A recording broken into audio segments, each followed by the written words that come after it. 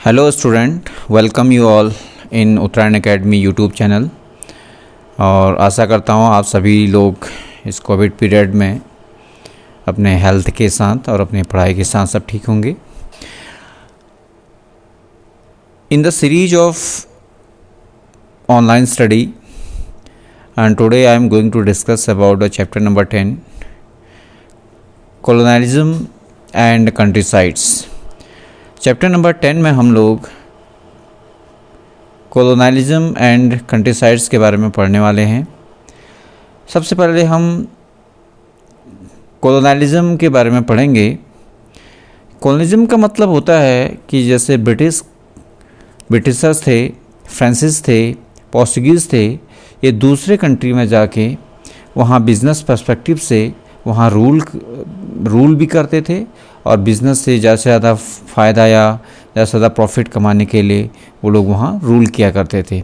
उसी तरीके से वो उनके कब्जे में वो पूरी एरिया रहती थी, उसको हम कॉलोनाइजेशन कहते हैं। एंड कंट्रीसाइड, और कंट्रीसाइड यानी कि ग्रामीण इलाका या रूरल एरिया जिससे हम कह सकते हैं।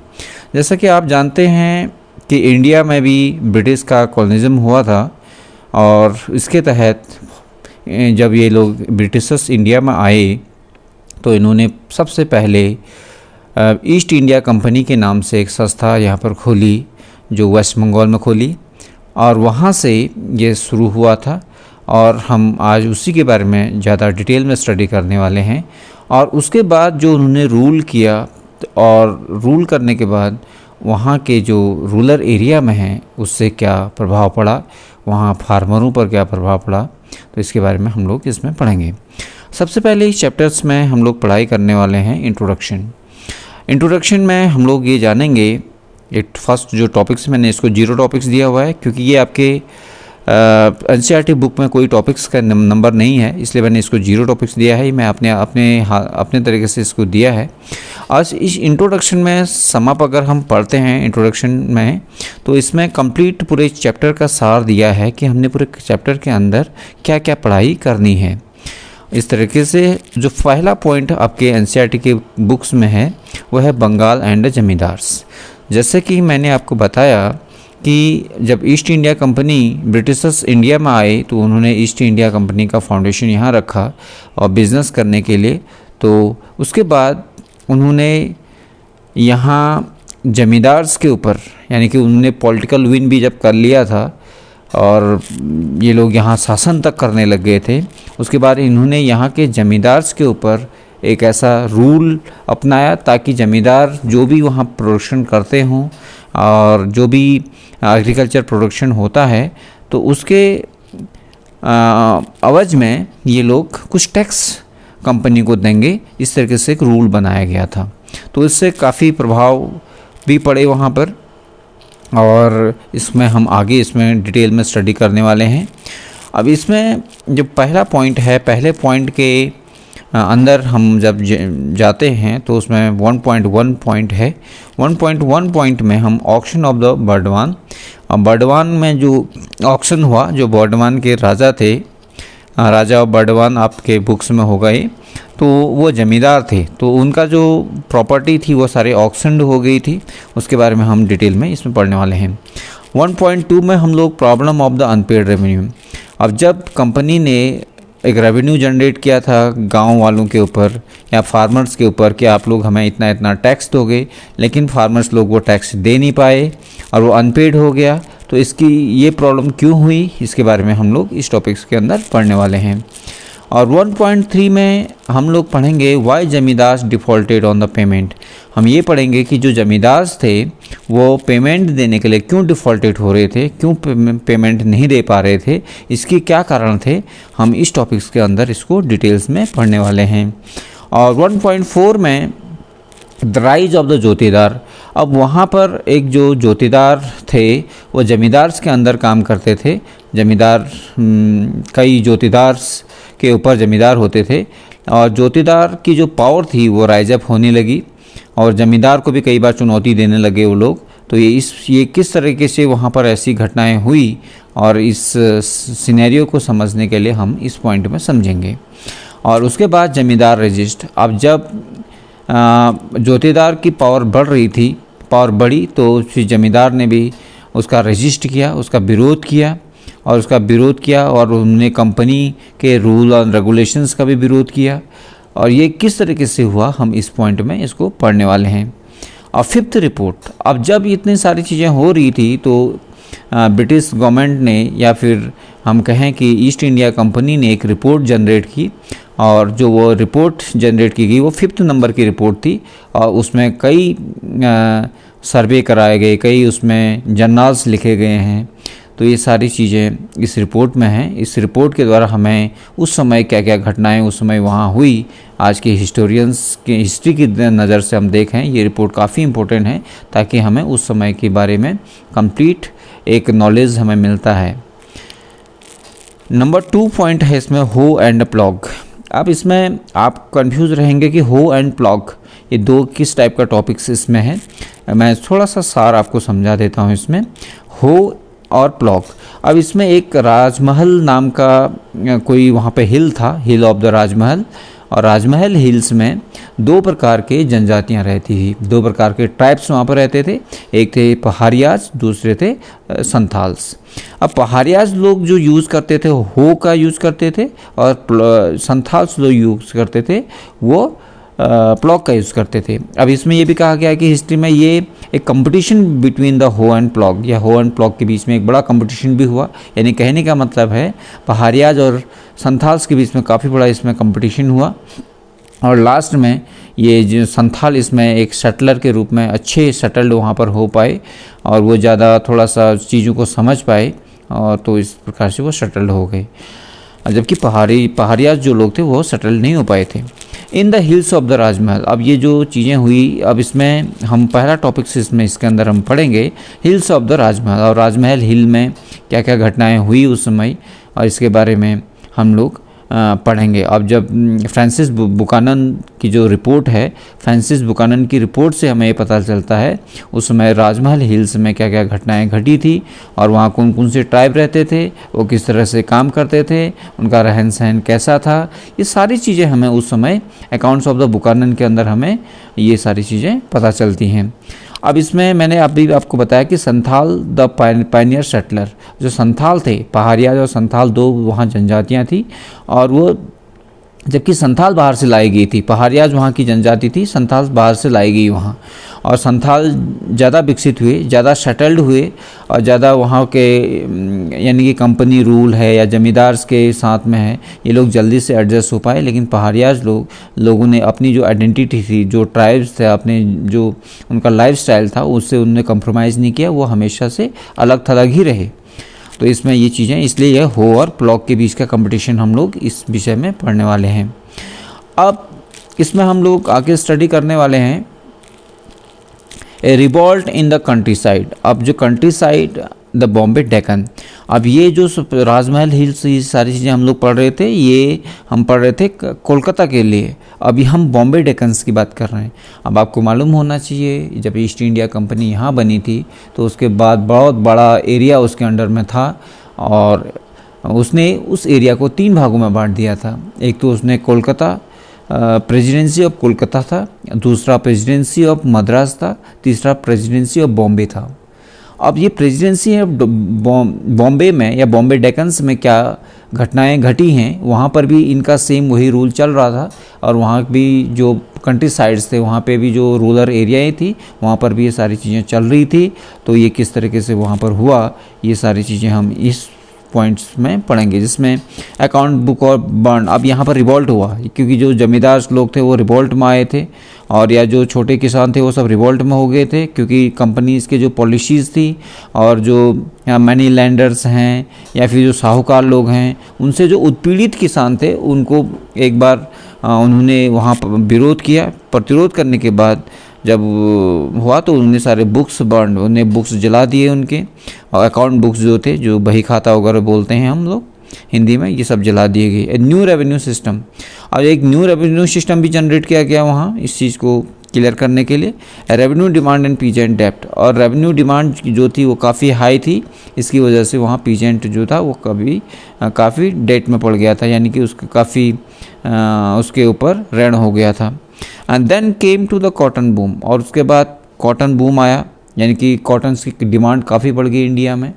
और ये किस वजह से बढ़ी, ये सारी चीज़ें हम इस टॉपिक्स के अंदर पढ़ेंगे।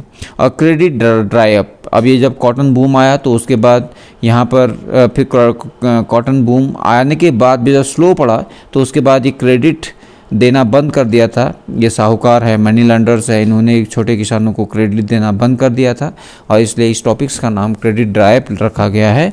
तो हम इस टॉपिक्स के अंदर इसको पढ़ने वाले हैं। एंड 3.6 के अंदर द एक्सपीरियंस ऑफ इनजस्टिस, अब इससे ये पता चलता है कि एक्सपीरियंस ऑफ इनजस्टिस हुआ ये कंप्लीट जो साहूकार लोग थे या फिर जो छोटे किसान थे, पीजेंट थे जो छोटे, तो उनको काफ़ी इनजस्टिस फील हुआ। और ये कैसे क्या इसमें हुआ, ये सारी इवेंट्स हम इस टॉपिक से पढ़ने वाले हैं। और उसके बाद जब ये रिवॉल्ट हुआ, रिवॉल्ट के बाद एक डेक्कन रॉयट्स कमीशन बैठाएगी, जो रॉयट्स कमीशन था, रॉयट्स के अंडर में एक कमीशन बैठाएगी, तो वो कमीशन इसमें बैठाया गया, और जिसकी रिपोर्ट फिर लास्ट में ब्रिटिश शासन को दिया गया। ये सारी चीज़ें हम लोग, ये ओवरव्यू है पूरे चैप्टर्स का, ये ओवरव्यू है। अगर इसे आप पूरी तरह से नोट कर लेंगे, और इसका जो PDF फॉर्मेट है मैं इस लिंक में आपको दे दूंगा, तो आप लोग इस तरीके से इसको अच्छी तरह से पढ़ाई कर सकते हैं।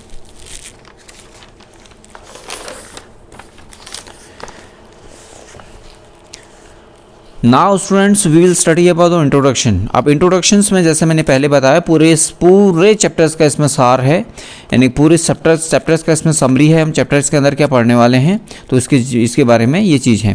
What is the colonial rule, अब कॉलोनियल रूल क्या था उसके बारे में हम लोग पढ़ेंगे। अब आगे जो टॉपिक्स आ रहे हैं आगे को, इसके बारे में हम लोग पढ़ने वाले हैं। जमींदार्स ऑफ द बंगाल की कंडीशन क्या थी और क्या उसमें प्रॉब्लम आई, और तो ये सारी चीज़ें हम लोग पढ़ेंगे। राजमहल हिल्स, अब ये मैंने आपको बताया, राजमहल हिल्स के बारे में पढ़ेंगे, जहाँ पर 2 जनजातियाँ थी, पहाड़ियाज और संथाल, उसमें 2 जनजातियाँ थी। और revenue rules of EIC, east India company, और रेवेन्यू रूल जो था ईस्ट इंडिया कंपनी का रेवेन्यू रूल क्या था उसके बारे में हम लोग इसमें पढ़ने वाले हैं। और impact of the country side of the rule, अब जब कंट्री साइड पर यानी कि रूरल एरिया पर या रूरल फार्मर पर इसका क्या इम्पैक्ट हुआ, क्या असर हुआ, क्या प्रभाव इसका हुआ, तो हम लोग ये चीज़ पढ़ने वाले हैं। और सोर्स ऑफ द हिस्ट्री, अब हिस्ट्री का सोर्स जो हम आज हिस्ट्री इतना सब कुछ जान पा रहे हैं उस समय की, यानी कि very early of the age, that means it can be, you can see the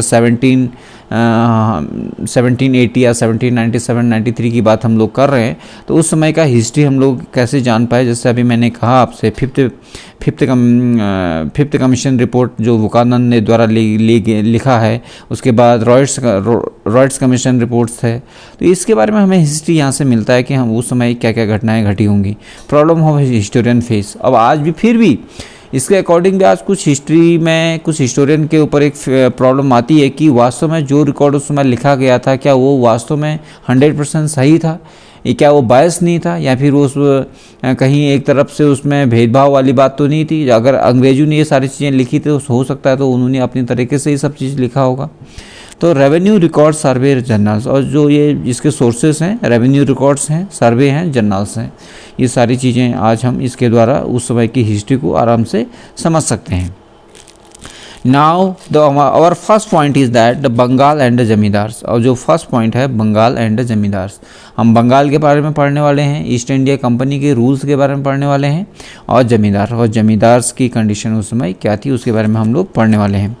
company first establish in Bengal, company सबसे पहले बंगाल में इस्टेब्लिश हुई थी, और जैसे आपको पता है कि कंपनी 1600 BC में ये बंगाल में इस्टेब्लिश हुई थी। बाद में पॉलिटिकल पावर में भी आ गई और काफ़ी स्टेट्स इसने विन कर लिए थे, और उसके बाद इनका कंपनी का रूल वहाँ चलने लग गया था। Ruled in the rural society, specially ये रूरल सोसाइटीज़ के ऊपर रूल्ड कर रहे थे उस समय, क्योंकि आपको मालूम होना चाहिए जो कंपनी इस्टेब्लिश हुई थी इंडिया में वो एक प्रॉफिट जनरेट करने के लिए, कि मैक्सिमम प्रॉफिट हम लोग इंडिया से कमा सकें या इंडिया से जनरेट कर सकें, ये इनका मेन जो इनका पर्पस था ये था। अब इसी तरीके से ये लोग काम करते थे, लेकिन उस समय जो रूरल सोसाइटीज़ के बारे में ही ज़्यादा इसमें डिस्कस किया गया है। वो इसलिए डिस्कस किया गया है क्योंकि जो इकोनॉमी का बेस था वो एग्रीकल्चर था। अब एग्रीकल्चर पूरे रूरल सेक्टर में ही होता है, तो रूरल सेक्टर को ही इसलिए बेस किया गया है। And launch the new revenue system. अब जब बंगाल में ये चीज़ हुई है तो उसके बाद एक नया रेवेन्यू सिस्टम इसमें लॉन्च हुआ है।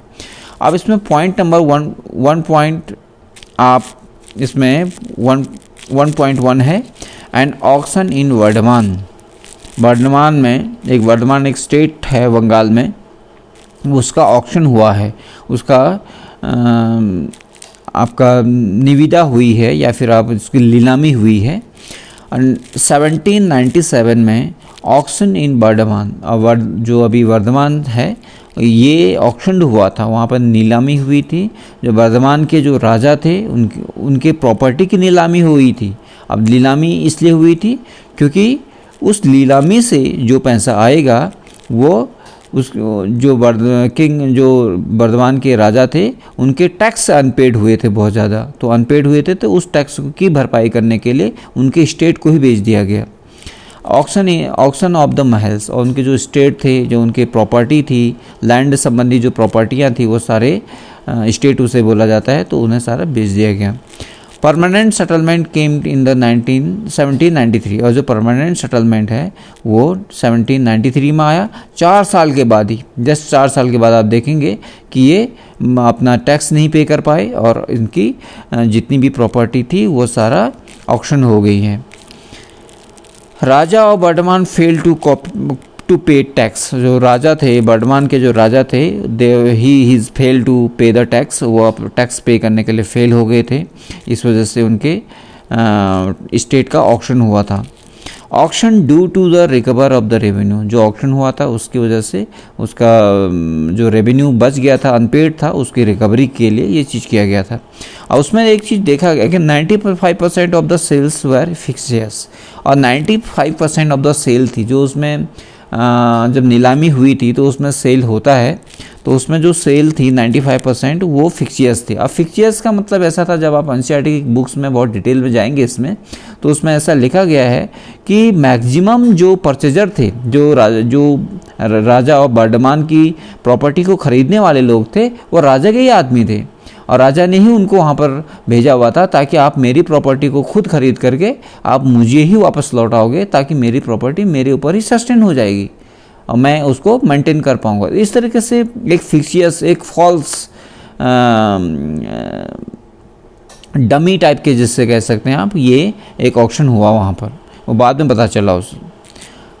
फिर next now we will study about the problem unpaid, the problem of unpaid revenue. जो प्रॉब्लम ऑफ अनपेड रेवेन्यू यानी कि जो रेवेन्यू अनपेड हुआ था वो कैसे हो रहा था, वो थोड़ा सा देखते हैं इसमें। 75% ऑफ जमींदार चेंज्ड। अब 75% of the zamindar change due to the permanent settlement. और जो परमानेंट सेटलमेंट था इसकी वजह से 75% जमींदारी जो थी वो चेंज हो गई थी। यानी कि आज इस जमींदार का प्रॉपर्टी ऑक्शन हुई तो दूसरा जमींदार आया, तो दूसरे जमींदार की प्रॉपर्टी ऑक्शन हुई तो तीसरा आया। तो इस तरीके से लगातार जमींदारी जो थी वो लगातार चेंज हो रही थी वहाँ पर, ड्यू टू परमानेंट सेटलमेंट। और ये परमानेंट सेटलमेंट की वजह से ऐसा सब कुछ हो रहा था। अब परमानेंट सेटलमेंट क्या है, अभी आगे हम इसको थोड़ा स्टडी करेंगे। और 1770 में एक फेमिनीज आया, यानी कि अकाल पड़ा उस एरिया में, जिससे रूरल इकोनॉमी जो थी वो पूरी तरह से क्लाप्स्ड हो गई थी। आपको मालूम है जब अकाल पड़ेगा तो इसका असर एग्रीकल्चर पे बहुत ज़्यादा पड़ता है, और सूखा उस समय पड़ गया था, तो इसकी वजह से वहाँ एग्रीकल्चर बिल्कुल क्लाप्स हो गया था, वहाँ कुछ भी प्रोडक्शन नहीं हुआ था। इसकी वजह से वो लोग रेवेन्यू नहीं दे पाए थे, ज़मींदार लोग रेवेन्यू नहीं दे पाए थे जब रेवेन्यू उनकी अनपेड हो गई थी। अब हम परमानेंट सेटलमेंट के बारे में हम थोड़ा सा पढ़ते हैं, परमानेंट सेटलमेंट क्यों लगाया गया। ये क्वेश्चन आ सकता है आपके एग्ज़ाम में, वाई परमानेंट सेटलमेंट और कंपनी विजन, यानी कि why company have induce the permanent settlement in the Bengal. अब बंगाल में परमानेंट सेटलमेंट क्यों लगाया गया, कि कंपनी का विजन क्या था। अब देखिए जरा, will increase sense of security and assured of return. अब कंपनी ये सोचती थी, कंपनी का परसेप्शन ये था, या उनकी सोच थॉट ये थी कि इससे क्या होगा, सेंस ऑफ सिक्योरिटी आएगी ज़मींदार में या फिर वो छोटे जो पीजेंट हैं उनमें, and they assure the return. अब बिकॉज उनको मालूम था कि एक परमानेंट सेटलमेंट एक ऐसा सेटलमेंट था जिसमें टैक्स फिक्स्ड कर दिया जाता था, कि उसके चाहे प्रोडक्शन ज़्यादा हो या कम हो तो ये इससे कोई असर नहीं पड़ता था। उन बाकी अगर उसका प्रॉफिट अगर ज़मींदार को हो रहा है तो वो ज़मींदार को होगा, तो उसको कंपनी को फिक्स्ड अमाउंट ऑफ पेड करने हैं। And encouraging the investment for getting more, और वो लोग अपना इन्वेस्टमेंट करेंगे, ज़्यादा प्राप्त करने के लिए ज़्यादा इन्वेस्टमेंट करेंगे। Farmers will get profit, farmers को ज़्यादा से ज़्यादा इसमें प्रॉफिट होगा, क्योंकि जब अगर ज़्यादा उनमें प्रॉफिट हो यानी प्रोडक्शन ज़्यादा होगा तो वो फिक्स अमाउंट में कंपनी को पे करने के बाद बाकी बचा हुआ उनको प्रॉफिट होगा। Company revenue will be fixed, और जबकि कंपनी रेवेन्यू जो था इसमें फिक्स्ड था, तो फिक्स्ड होने की वजह से वो एश्योर्ड हो जाएंगे या सिक्योर्ड हो जाएंगे कि भाई हमने तो कंपनी को फिक्स्ड इतना ही अमाउंट देना है, उसके बाद जो भी इसमें फ़ायदा और प्रोडक्शन होगा तो वो हमारा फ़ायदा होगा। Company will look forward for the new resources. अब कंपनी ये सोचती थी कि इससे क्या होगा कि हम लोग एक तरफ से तो फिक्स्ड हो जाएंगे, चलो ठीक है भाई हमारा उतना जितना हमने टैक्स आना था उतना टैक्स तो आएगा ही हमारा, और बाकी हम लोग फिक्स्ड हो जाएंगे और अपना ध्यान दूसरे रिसोर्सेज को जुटाने में लगाएंगे, यानी दूसरे रिसोर्सेज की तरफ हम अपना ध्यान लगाएंगे। ज़मींदार will get profit and will be loyal for the company. और जब ज़मींदार को प्रॉफिट होगा तो वह कंपनी के लिए लॉयल होगा, वो सोचेगा कि भाई कंपनी के वजह से मुझे इतना कुछ फ़ायदा हो रहा है तो मैं कंपनी के लिए लॉयल रहेगा, वो ऐसा कंपनी का मानना था। Not interference of the company of the farmer profit, और कंपनी का कोई इंटरफेरेंस नहीं था, कोई हस्तक्षेप नहीं था फार्मर के प्रॉफिट में। और लॉन्ग डिबेट विद द राजस्व एंड तालुकदार, और इसमें जो लॉन्ग डिबेट हुई राजस्व और तालुकदार के बीच में काफ़ी लंबा डिबेट इसमें हुआ, और जब के साथ में कंपनी के साथ में काफ़ी लंबा डिबेट इसमें किया गया।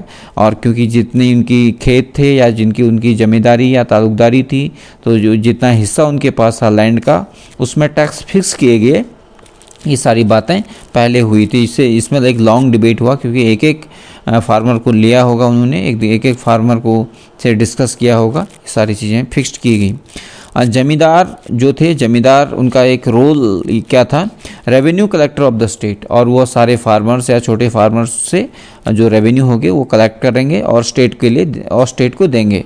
अब एक ज़मींदार जो था वो कम से कम 400 विलेज का ऑनर था, यानी कि उसके पास कम से कम 400 विलेजेस उस समय होते थे। तो इस प्रकार से ये सिस्टम है। अब इसमें नेक्स्ट जो हम पॉइंट्स हम डिस्कस करेंगे उसे हम नेक्स्ट वीडियो में डिस्कस करने वाले हैं। तो अभी के लिए इतना ही, धन्यवाद। आप लोग एक रफ कॉपी में सारी चीज़ नोट कीजिए और एनसीईआरटी बुक को बड़ी सिंसियरली पढ़िए। एनसीईआरटी बुक्स आपकी काफ़ी उपयोगी है और सारे एग्जामिनेशन में कंप्लीट मैक्सिमम उसी में से पूछा जाता है। और आपको अगर ये वीडियो अच्छा लग रहा हो तो आप इसे सब्सक्राइब करें, तो मेरा भी एक मनोबल बढ़ेगा ताकि मैं और अच्छी तरह से आपको ऑनलाइन पढ़ा सकूं। और इसे दोस्तों में शेयर करें। अभी के लिए इतना ही, धन्यवाद।